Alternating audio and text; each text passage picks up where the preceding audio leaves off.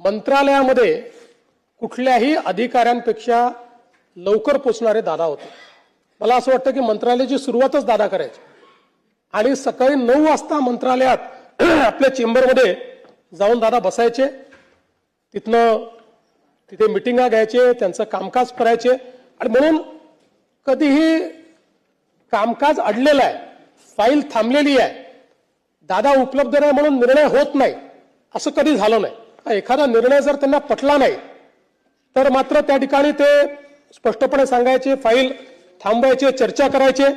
पण आपलं जे काम आहे ते काम मात्र ते सातत्याने करायचे. आणि दुसरा त्यांचा स्वभाव होता की मंत्रिमंडळात किती विषय असले तरी प्रत्येक विषयाचा नीट अभ्यास करून दादा यायचे.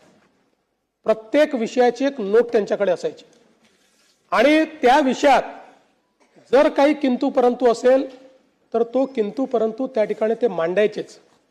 आणि अनेक वेळा अगदी साधे विषय जे असायचे की ज्याच्यावर चर्चेची गरज नाही, सचिव उभा राहिल्याबरोबर दादा म्हणायचे ठीक आहे मान्य आहे, आणि दादांनी मान्य आहे म्हटल्यानंतर तो विषय सगळ्यांना मान्यच असायचा.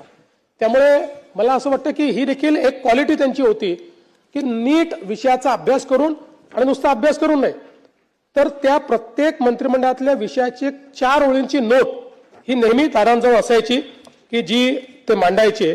आणि त्यातनं त्यांचं एखाद्या विषयावरची जी पकड आहे